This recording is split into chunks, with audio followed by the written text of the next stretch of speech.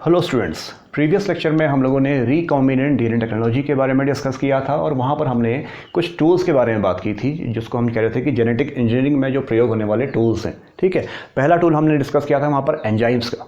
ठीक है, एंजाइम्स क्या कर रहे थे, हमारा जो डिज़ायर्ड जीन ऑफ इंटरेस्ट था जिसको हम डिस्कस कर लिया हमने प्रीवियस लेक्चर में, उसको किसी भी सेल से बाहर लेकर के आ रहे थे। वहाँ पर लाइजिंग एंजाइम अपना काम कर रहे थे और हमारा जो डीएनए का फ्रेगमेंट है जिसके अंदर डिज़ायर्ड जीन है वो बाहर निकल रहा था। ठीक है, फिर हम उसका जो है फ्रेगमेंट कर दे रहे थे, उसके टुकड़े कर दे रहे थे with the help of restriction endonuclease enzymes. ठीक है, स्पेशल रेफरेंस हमने वहाँ पढ़ा था हाइंड 2 का और इकोर 1 का।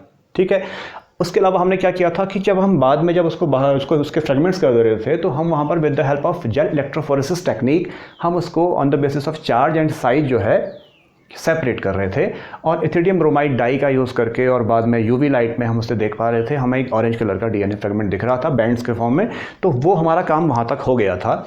अब हमने क्या करना है, अगला टूल हमारा क्या है, वेक्टर। हम वेक्टर्स के बारे में डिस्कस कर रहे हैं, यानी कि हमारा अगर ये डीएनए पार्टिकल है और ये जीन ऑफ इंटरेस्ट इसके अंदर है तो हमें क्या करना है, इसको क्लास 12 एनसीईआरटी में बैक्टीरियल सेल की बात वो करता है। तो बैक्टीरियल सेल जो हमारी है, इस बैक्टीरियल सेल के अंदर इसको डालना है। इसको हम कह देते हैं डायरेक्ट ट्रांसफ़र। ठीक है, ये एक बैक्टीरिया की सेल आपको पता ही है, इसका अपना एक क्या होगा, इस तरह से कॉइलर जो है कॉइल फॉर्म में डीएनए इसमें होता है और इसके अंदर जो है इस प्रकार से जो होते हैं प्लाज्मिड जो होते हैं वो पाए जाते हैं। आपको पता है, ये डिस्कस हमने प्रीवियस लेक्चर में भी किया था, इसको आप दोबारा भी एक बार देख सकते हैं। तो यहाँ पर हमारा जो डायरेक्ट ट्रांसफ़र हो रहा है ये इतना ईजी नहीं होता। ठीक है, इसको हमें इस बैक्टीरियल सेल के अंदर डालना है जिसको हम होस्ट सेल भी कई बार कह देते हैं, होस्ट सेल। तो इसके अंदर इसको जो है हमने इसकी एंट्री करवानी है, पर क्योंकि डीएनए का नेचर क्या है, हाइड्रोफिलिक है, तो बहुत इजी इसके लिए नहीं होता कि इसको जो है हम बैक्टीरिया की सेल के अंदर इंसर्ट करा दें। ठीक है, स्पेसिफिक कंडीशन में ऐसा होता है, लेकिन हमें एक इजी मेथड चाहिए ताकि हम जो है इसको इजीली जो है इसके अंदर जो है डाल दें। तो हम उसके लिए क्या करते हैं, हम यहाँ पर यूज़ कर देते हैं एक इंटरमीडिएट चैनल का, इसको हम कह देते हैं वेक्टर, जिसके बारे में हम आज डिस्कस करने जा रहे हैं। तो वेक्टर बेसिकली है क्या, वेक्टर अब यहाँ पर हम बैक्टीरिया के केस में क्या करते हैं, यही जो प्लाज्मिड है इस प्लाज्मिड को इससे बाहर निकालते हैं और ये प्लाज्मिड जो है हमारा वेक्टर की तरह काम करता है। ठीक है, हमने ये प्लाज्मिड बाहर निकाला, इस प्लाज्मिड को हमने जो है रेस्ट्रिक्शन एंडोन्यूक्लियस एंजाइम्स जो हैं उससे काटा। जिस एंडोन्यूक्लियस एंजाइम से इसे हम काटेंगे उसी एंजाइम से हम हमारा जो डीएनए फ्रेगमेंट जो मिला है जो कि हमारा फॉरेन डीएनए उसको भी काटेंगे। दोनों को एक ही आरी से हम लोग काटेंगे। ठीक है, जो हमारा एंडोन्यूक्लियस इससे काटेगा वही इसे भी काटेगा। उसके पीछे क्या रीज़न है कि जब हम इसे काटेंगे तो क्या होगा, इसके यहाँ पर स्टिकी एंड्स, हमने लास्ट लेक्चर में इसको बारे में डिस्कस किया है कि यहाँ पर जो स्टिकी एंड हमारे जो बनेंगे वही स्टिकी एंड यहाँ भी बनेंगे हमारे। तो और हम क्या करेंगे, उसके बाद इसको जो है लेकर के यहाँ आएंगे तो हमारा ये जो डिज़ायर्ड जीन है वो यहाँ पर जाकर के फिट हो जाएगा, क्योंकि दोनों के स्टिकी एंड सेम है, क्योंकि दोनों को हमने एक ही एंजाइम से काटा। क्लियर हो गया। उसके बाद हमारा ये जो प्लाज्मिड जो बना है, इस प्लाज्मिड को हम फिर से जो है अपनी बैक्टीरियल सेल के अंदर डाल देंगे। उसके पीछे हमारा पर्पस क्या है, क्योंकि जैसे इसको हम डालेंगे तो आपको पता है कि ये प्लाज्मिड क्या करता है, सेल्फ रेप्लिकेशन करता रहता है। इसको इस सेल से कोई मतलब नहीं है। ठीक है, तो इस प्लाज्मिड को हम कई बार क्या कह देते हैं, इसके पास क्या होता है, नॉन इसेंशियल डीएनए। ठीक है, कई बार हम कह देते हैं कि एक्स्ट्रा न्यूक्लियर जेनेटिक मटेरियल इसके पास होता है। ठीक है, तो बैक्टीरिया की सेल फंक्शन कर रही है या नहीं फंक्शन कर रही है उससे प्लाज्मिड को मतलब नहीं होता, ये सेल्फ रेप्लिकेट करता है। तो और इसीलिए हमारे बड़े काम का है, क्योंकि हमें हमारा जो जीन ऑफ इंटरेस्ट है उसकी नंबर ऑफ कॉपीज़ चाहिए, हम उससे क्लोनिंग करवाना चाहते हैं बहुत सारी। ठीक है, एक और चीज़ इसमें डिस्कस अगर हम करेंगे कि अगर हमारा सपोज़ जब हम ये प्रोसेस कर रहे हैं तो 2-3 चीज़ें हो सकती हैं। ठीक है, कि हमारा जो ये जो हमने जब इसको काटा, हमने क्या किया, हमारा जो प्लाज्मिड आपको पता है कि सर्कुलर होता है, उसे हमने ब्रेक किया। ठीक है, हमने ब्रेक तो किया, लेकिन ब्रेक करने के बाद जैसे ही हम इसको डाल रहे थे उससे पहले ही वो जुड़ गया, क्योंकि इतनी इजी प्रोसेस नहीं है ना इसको आपस में जो है फॉरेन पार्टिकल को इसमें इंसर्ट करना, ये बहुत इजी प्रोसेस नहीं है। ठीक है, क्योंकि आपको पता है कि ये माइक्रोस्कोपिक जो है पूरी प्रोसेस होती है। तो कई बार क्या होता है कि वो जुड़ता ही नहीं, मतलब और वो खुद ही जुड़ जाता है, मतलब उसमें ये ऐड नहीं होता और वो जुड़ जाता है। ठीक है, इसके जो दो सिरे हैं इस जो हमने जब इसको काटा वो आपस में जुड़ जाएंगे, ठीक है, यानी ये इसके अंदर इंसर्ट नहीं हुआ, ठीक है। इंसर्ट नहीं हुआ तो क्या होगा कि हमारा जो प्लाज्मिड है वो क्या होगा, जैसा था पहले ऐसा था तो अभी भी ऐसा ही रह गया, पहली कंडीशन। दूसरी कंडीशन क्या है कि ये था और ये हमने यहाँ पर कट लगाया और यहाँ पर हमारा डिज़ायर्ड जीन जो है ये जुड़ गया, ठीक हो गया। अब क्या हुआ हमारा कि हमारी अगर ये बैक्टीरिया की सेल है, ठीक है, हो सकता है कि ये प्लाज्मिड इसके अंदर जो भी प्लाज्मिड है वो इसके अंदर एंट्री करे ही ना, नहीं करेगा तो हम क्या कह देंगे, नॉन ट्रांसफॉर्मेंट। यहाँ पर एक वर्ड आता है उसे हम कह देते हैं नॉन ट्रांसफॉर्मेंट, ये इसके अंदर गया ही नहीं, ठीक है। दूसरी कंडीशन क्या है कि ये इसके अंदर गया, ये भी इसके अंदर गया, ठीक है। फॉर एग्जाम्पल आप समझिए इसको कि ये इसके अंदर चला गया तो इसे हम क्या कह देंगे, ट्रांसफॉर्मेंट। अगर चला गया उसका ट्रांसफ़र हो गया तो उसको हम ट्रांसफॉर्मेंट कह देते हैं, ठीक है। ये भी चला गया मान लिया फॉर एग्जांपल, तो इसको भी हम क्या कह देंगे, ट्रांसफॉर्मेंट कह देंगे। दोनों कंडीशन अंदर जाने की बैक्टीरियल सेल के अंदर से हम ट्रांसफॉर्मेंट कह देंगे। लेकिन अब यहाँ पर कहानी क्या है कि ये अगर गया, ठीक है, ये वाला जो हमारा प्लाज्मिड है इसके अंदर गया तो क्या होगा, ये नॉन रिकॉम्बिनेंट है, इसके अंदर रिकॉम्बिनेशन बना ही नहीं है, तो इसको हम कह देंगे transformant but non recombinant transformant, इस कंडीशन को। और अगर ये कंडीशन हमारी फॉलो होती है जहाँ पर ये वाला जो हमारा जो प्लाज्मिड बना है जिसमें डिज़ायर्ड जीन भी है ये अंदर लेकर चला गया तो इसको हम कह देते हैं फिर क्या, रिकॉम्बिनेंट ट्रांसफॉर्मेंट। मेरी बात समझ में आ गई आपको। तो दो तरह से जो है जो आपका जो डिज़ायर्ड जीन है वो इसके अंदर जो है जाता है अगर, तो वो नॉन ट्रांसफॉर्मेंट और ट्रांसफॉर्मेंट की बात हमने की थी। उसके बाद हमने कहा था कि अगर जा रहा है, कैसा जीन जा रहा है, कैसा प्लाज्मिड जा रहा है बेसिकली जिसके अंदर डिज़ायर्ड जीन है, तो हम कह देंगे कि ये रिकॉम्बिनेंट ट्रांसफॉर्मेंट है, अदरवाइज नॉन रिकॉम्बिनेंट जो है ट्रांसफॉर्मेंट की कंडीशन यहाँ पर हो जाएगी, स्थिति यहाँ पर दिखेगी। अब इसके अलावा जो हम बात कर रहे थे आज, बेसिकली ये फिगर आपके सामने बना हुआ था। इस फिगर में हम ये देख रहे थे कि कई बार क्या होता है कि ये फिगर जैसे ही बुक में आता है, हम आपकी जो टेक्स्ट बुक होती है क्लास 12th में, तो वहाँ पर बच्चा क्या करता है, स्टूडेंट इसको एस्किप कर जाता है क्योंकि ये इतना भयंकर है ना, कुछ समझ में नहीं आ रहा है इसमें कि एक्चुअली है क्या, तो स्टूडेंट इसको जो एस्किप कर जाते हैं। लेकिन क्या है बच्चों कि आपका ये basically this is the course syllabus of medical council of India की साइट से मैंने जो है ये डाउनलोड किया है, और इस कोर्स सिलेबस में जो है आपका जो नीट का जो सिलेबस है इसमें वही सारे के सारे चैप्टर्स हैं जो बेसिकली क्या हैं, जो आपकी NCERT की टेक्स्ट बुक में, यानी सिलेबस आपका वही है जो आपको नीट के पर्पज़ से आगे पढ़ना है, ठीक है। लेकिन अगर आप इस तरह से किसी भी टर्म को या किसी चैप्टर को या किसी पेज को पर्टिकुलर जो है स्किप कर जाएंगे तो वो आपका हमेशा के लिए क्या हो गया, एक हार्ड पॉइंट बन के रह जाएगा, कभी चीज़ें क्लियर नहीं होंगी। तो खोलिए, समझिए, जूझिए, ऐसा कुछ टफ नहीं है, इसके बारे में डिस्कस कर देते हैं कि ये क्या है। This is PBR 322। अपनी टेक्स्ट बुक को भी खोल के देखिएगा, उसको भी बगल में रखिए जब इस आप लेक्चर को देख रहे हैं। तो PBR 322 बेसिकली क्या है, इसका नाम है। ये भी क्या है, अभी हमने प्लाज्मिड की बात की थी, इस प्रकार से हम डिस्कस कर रहे थे प्लाज्मिड को, स्ट्रक्चर आप इसका भी देखेंगे लगभग वही है, ठीक है। अब ये प्लाज्मिड क्या है, इसका अगर मैं PBR का नाम करूं तो P stands for plasmid, P को हम प्लाज्मिड कह देते हैं। और बॉलिवर और रोड्रिक्स जो दो हमारे साइंटिस्ट थे, एक का नाम था बॉलिवर और दूसरा रोड्रिक्स, इन दोनों ने 1977 में जो है 1977 में इसे कंस्ट्रक्ट किया। ये जो स्ट्रक्चर दिख रहा है आपको, इसका निर्माण जो है कैसा हुआ, आर्टिफिशियली हुआ। तो it is also known as the first artificially जिसका निर्माण हुआ, इस तरह का एक वेक्टर जो है ये बनाया गया।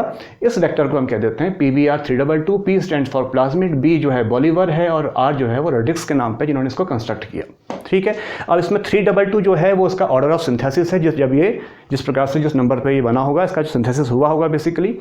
अब क्या होता है, हमने अभी वेक्टर के कैरेक्टर नहीं पढ़े हैं। वेक्टर के कैरेक्टर बेसिकली ये हैं कि उसमें एक ORI रीजन यहाँ पर आपको दिख रहा है वो होना चाहिए। ORI को हम कह देते हैं origin of replication, ठीक है। एक अच्छे वेक्टर में, मतलब किसी भी वेक्टर में बेसिकली मैं कहूंगा तो ORI रीजन तो होना ही चाहिए, ठीक है। फिर आपका आया ORP बेसिकली क्या है, ORP जो है एक तरह का एक जीन है जो बेसिकली इसके अंदर एक डीएनए का पॉलीमर होता है, जो क्या होता है बेसिकली, जो क्या करता है, रेप्लिकेशन के लिए प्रोटीन का फॉर्मेशन करता है। तो ये जो आपका रीजन, ORP रीजन भी इसके अंदर होना चाहिए, ठीक है। इसके अलावा एक बहुत इंपॉर्टेंट कैरेक्टर इसका जो है, इसमें जो है सेलेक्टेबल मार्कर होने चाहिए, ठीक है। किसी भी वेक्टर में सेलेक्टेबल मार्कर जो होने चाहिए, कम से कम एक मार्कर तो होना चाहिए। यहाँ पर हमारे पास 2 मार्कर हैं, ठीक है। आपको यहाँ पर दिख रहा होगा, अपनी बुक में भी आप देखिएगा, एक लिखा होगा AMPR और दूसरा लिखा होगा TETR, ठीक है। तो ये 2 मार्कर जो यहाँ पर बेसिकली जो है हमारा जो PBR, जो हमारा ये जो 322 जो वेक्टर है, इसमें होते हैं। इसमें AMPR जो है वो डिनोट कर देता है एम्पिसिलिन को, एम्पिसिलिन, और हमारा जो TETR है वो जो है टेट्रासाइक्लिन को, टेट्रासाइक्लिन। दोनों के दोनों क्या हैं, एंटीबायोटिक है, ठीक है। तो दोनों के दोनों जो आपके एंटीबायोटिक रेजिस्टेंट जो जीन हैं वो इसके अंदर जो है डाले गए हैं बेसिकली, ठीक है। तो अभी हमने कहा था कि इसमें ORI रीजन होगा, रेप्लिकेशन इसमें होना चाहिए। एक अच्छा वेक्टर जो है वो साइज में छोटा होना चाहिए। यहाँ पर लिखा है 4361 बेस पेयर्स, ठीक है। जितने कम बेस पेयर्स होंगे उसका साइज छोटा होगा और वो उसको हैंडल करना हमारे लिए उतना ही ईजी होगा। क्लियर हो गया। इसके बाद जो है बेसिकली हमने अभी देखा कि जो हमारा जो प्लाज्मिड है, प्लाज्मिड हमारे कॉस्मिड भी होते हैं, जो है हमारा जो है लैम्डा फेजेस भी होते हैं और फैगमिट्स भी होते हैं। तो नंबर ऑफ प्लाज्मिड जो है हमारे पास पाए जाते हैं। लेकिन जो पहला आर्टिफिशियली जिसको क्लोन किया गया वेक्टर को, जिसको जो है बॉलिवर और रोड्रिग्स ने जो है क्लोन किया, उसका नाम था PBR 322, ठीक है।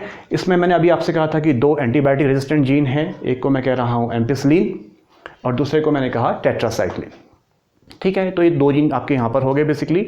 इसके बाद जो है इसमें हम ये भी देखेंगे अभी कि ये जो नाम इसमें लिखे हुए हैं बेसिकली हैं क्या, ठीक है। हालांकि आपकी बुक में ये चीज़ें नहीं हैं और बहुत ज़्यादा इंपॉर्टेंट, आपका क्लास 12th के हिसाब से इंपॉर्टेंट उतना नहीं है आपके लिए। लेकिन जब हम डिस्कस करेंगे इसको कई बार, जब नीट के पर्पज़ से या मेडिकल पर्पज़ से, तो आपको इनके बारे में पता होना चाहिए, ठीक है। तो पहला जो है आपका वो है कैरियोफेनॉन लैटम, कैरियोफेनॉन लैटम, ठीक है। ये आपको जितने भी नाम यहाँ पर बाहर से लिखे हुए दिख रहे हैं, 1 2 3 4 5 6 7 8, ये सारे के सारे क्या हैं, ये सारे के सारे रेस्ट्रिक्शन एंडोन्यूक्लियस एंजाइम हैं जो बेसिकली क्या कर रहे हैं, इस प्लाज्मिड को इन साइट्स पे ये काट सकते हैं। मेरी बात समझ में आ गई आपके। अगला जो आपका, जैसे अभी मैंने आपसे कहा कि कैरियोफेनॉन लैटम, ये आपका हो गया, ठीक है। हाइंड 3 आप यहाँ पर लिखा हुआ है। अब हाइंड 3 जो है बेसिकली क्या होता है आपको पता है, हेमोफिलस इन्फ्लुएंजी, ठीक है। अब ये जो आपका हाइंड 3 है, आपने हाइंड 2 के बारे में लास्ट लेक्चर में हमने डिस्कस किया था कि जो पहला आपका जो है रेस्ट्रिक्शन एंडोन्यूक्लियस का निर्माण जब हुआ था उसका नाम था हाइंड 2। वहाँ पर वो हाइंड 2 था, यहाँ पर ये हाइंड 3 है। क्लियर हो गया। इसके बाद आपका जो अगला है BAMH लिखा है, तो BAMH बेसिकली क्या है, बेसिलस अमाइलोलीक, बेसिलस अमाइलोलीक इसे कह देते हैं। तो ये आपका अगला है जिसको हम BAMH फर्स्ट यहाँ पर लिखा है, तो ये आपका बेसिकली ये है, ठीक है। फिर आपका आ गया इसके बाद जो है आपका, आप यहाँ देख रहे हैं क्या लिखा हुआ है, SAL, तो स्ट्रेप्टोमाइसिस एल्बस को कह देते हैं, ठीक है। स्ट्रेप्टोमाइसिस एल्बस, क्लियर हो गया। इसके बाद जो है आपका PVU लिखा है, तो PVU बेसिकली जो है डिनोट कर देता है प्रोटियस वल्गैरिस को, प्रोटियस वल्गैरिस, ठीक है। अब ये जो प्रोटियस वल्गैरिस हैं ये फर्स्ट और सेकंड आपको इसमें लिखे हैं। एक और जो आपका बेसिकली इसमें जो आपका एंडोन्यूक्लियस एंजाइम दिख रहा है उसको मैं नाम दे रहा हूँ प्रोविडेंशिया स्टुअर्टी, प्रोविडेंशिया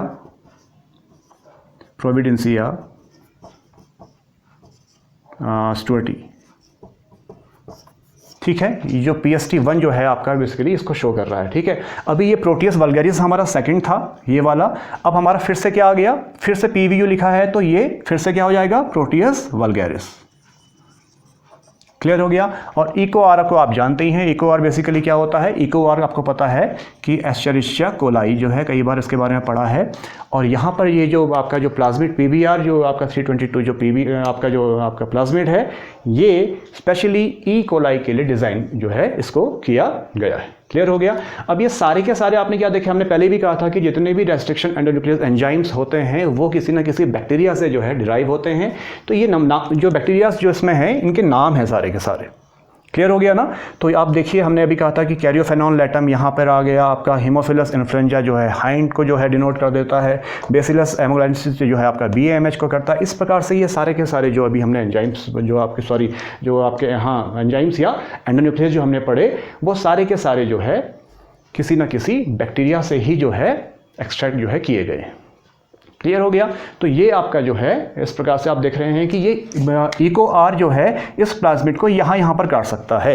ये इसकी सारी की सारी क्या है, रिकॉग्निशन साइट्स, जिसके बारे में हम डिस्कस पहले भी कर रहे थे। और इसी को हम जो है जो रिकॉग्निशन साइट है उसी को हम क्लोनिंग साइट भी कह देते हैं। रिकॉग्निशन साइट ही जो है हमारी क्या हो जाएगी, क्लोनिंग साइट भी हो जाएगी। ठीक है। तो प्लाज्मिड का स्ट्रक्चर आप लोगों ने देखा। बेसिकली यहाँ पर जो है आपने देखा कि दो प्रकार की जो आपकी जो एंटीबायोटिक रेजिस्टेंट इसमें जो है बेसिकली जीन होते हैं, जिसको हम AMP और TET से दिखा देते हैं। ओरिजिन ऑफ रेप्लिकेशन साइट इसमें है, ORP प्रोटीन यहाँ पर बन रहा है। और इस प्रकार से क्या है, कई बार क्या हो जाता है कि इस प्रकार का जो हमारा स्ट्रक्चर उसको हम MCS कह देते हैं। MCS माने मल्टीपल क्लोनिंग साइट्स जिसमें पाई जाती हैं। ठीक है। इसमें कई सारी साइट्स आपको दिख रही हैं। तो ये क्या है, अब इतने प्रकार के RE यानी कि जो आपका रेस्ट्रिक्शन एंडोन्यूक्लियस है उसके द्वारा इसको जो है काटा जाएगा। ठीक है। दो मार्कर हमने भी कहा था आपके, यही दो मार्कर हैं जो कि बेसिकली दो प्रकार की एंटीबायोटिक्स को जो है यहाँ पर डिनोट करते हैं बेसिकली। अब हमने क्या किया, हमने माना जो है हमारे पास एक इस प्रकार का हमने एक पेट्री डिश ली, जहाँ पर जाकर के हमने क्या किया, इस प्लाज्मिड को उसमें डाला और ये वाला जो है जो AMP या एम्पिसिलिन वाला है उसको हटा दिया उसमें जाकर के। तो क्या करेगा, जब हम उस पेट्री डिश पे जो है एम्पिसिलिन नामक जो हमारी जो एंटीबायोटिक है उसको उसमें डालेंगे तो क्या करेगा, वो बेसिकली उसको क्या करेगा, वो जो पूरा का पूरा जो बैक्टीरिया है उसको जो है मतलब उसको ख़त्म कर दे, एक तरह से आप समझ लीजिए, उसको पूरा का पूरा जो है फिनिश कर देगा वहाँ से। ठीक है। इसके लिए हमें क्या करना पड़ता है, इस प्रकार के रेजिस्टेंट जीन जो है अपने प्लाज्मिड में यानी अपने बैक्टीरिया में डालने पड़ते हैं, ताकि अगर हम उसको जो है अब इस प्रकार का जो हमारा प्लाज्मिड फॉर्म हुआ है PBr322, जब इसे हम किसी पेट्री डिश में डालेंगे और उसके ऊपर हम भले ही बाद में जो है हमने उसके ऊपर जो है एंटीबायोटिक टेट्रासाइक्लिन या एम्पिसिलिन का छिड़काव कर दिया, तब भी जा करके क्योंकि उस बैक्टीरिया ने इस प्लाज्मिड की वजह से उसके अंदर क्या हो गई है, उस एंटीबायोटिक के अगेंस्ट रेजिस्टेंस पैदा हो गया है। तो इसलिए क्या होगा, वो जो है सर्वाइव कर जाएगा, वो ख़त्म नहीं एकदम से, मतलब वो ब्रेक नहीं करेगा। क्लियर हो गया। तो ये इनका सिग्निफिकेंस है। ठीक। अब ये जो वेक्टर्स हमारे बेसिकली बन गए हैं, ये वेक्टर्स कई प्रकार के और भी होते हैं। PUC होता है बेसिकली जो क्या करता है, आपका बीटा गैलेक्टोसाइडेस को जो है प्रोड्यूस कर देता है। TI प्लाज्मिड होते हैं, ट्यूमर को जो है इंड्यूस कर देते हैं प्लांट्स के अंदर। ठीक है। ट्यूमर सेल्स को जा करके, और वहाँ पर एगेरोबैक्टीरियम की बहुत सारी स्पीसीज अपना काम करती हैं। ठीक है। बैक्टीरियोफेजेस में जो है M13 जो है या लैम्डा फेजेस हैं, ये सारे जो है, या रेट्रोवायरस हमने कहा था कि जिसमें जेनेटिक मटेरियल क्या होता है, RNA होता है, उसको भी हम कई बार यूज़ कर देते हैं। YAC और BAC को हमने डिस्कस किया था जब हम लोगों ने ह्यूमन जीनोम प्रोजेक्ट पढ़ा था। तो हमने कहा था कि ईस्ट आर्टिफिशियल क्रोमोसोम और बैक्टीरियल आर्टिफिशियल क्रोमोसोम्स को वहाँ पर हम यूज़ कर रहे थे। ठीक है। और बाद में हमने जो है लास्ट में जाकर के फिर हमारा BAC ने काम नहीं किया था, हमारा YAC जो है वहाँ पर HGP के लिए यूज़ हुआ था। कॉस्मिड्स होते हैं, इसमें जो है कॉस साइट्स होती हैं, स्टिकी एंड्स और प्लाज्मिड आपस में मिलकर के जो है कॉस्मिड्स का फॉर्मेशन कर देते हैं। फ्रैगमेंट्स होते हैं, जहाँ पर आपको पता है कि जो आपका प्लाज्मिड है वो जो है रिएक्ट करता है किससे, बैक्टीरियोफेजेस से। और इस प्रकार से जो है हमारे डिफरेंट काइंड ऑफ जो आपके वेक्टर्स हैं या प्लाज्मिड्स हैं उनका फॉर्मेशन होता है। ठीक है। तो ये सारी चीज़ें हैं। बेसिकली आपने ये देखना है कि आपका जो है एक अच्छा जो वेक्टर है उसके अंदर ये सारे के सारे कैरेक्टर्स जो हमने डिस्कस किए थे ये होने चाहिए, ताकि वो जो डिज़ायर्ड जीन है उसको कैरी करे। अब वो उससे कैरी कहाँ कर रहा है, उसको लेकर के कहाँ जा रहा है, वो उसको लेकर के जा रहा है होस्ट सेल में। अब जो होस्ट सेल है वो कितनी कॉम्पिटेंट होगी, उसके कैरेक्टर क्या होने चाहिए, ये सब डिस्कस हम जो है नेक्स्ट लेक्चर में करते हैं। क्लियर हो गया। तो वेक्टर से रिलेटेड कोई भी चीज़ अगर आपको जो है समझनी है या कोई प्रॉब्लम इसमें आ रही है, अभी भी समझ में अगर नहीं आया है, तो आप कमेंट सेक्शन में जो है मुझे मैसेज करिए, मैं उसका आंसर देने का कोशिश करूँगा। एंड चैनल को सब्सक्राइब करिए और शेयर करिए। Thank you very much.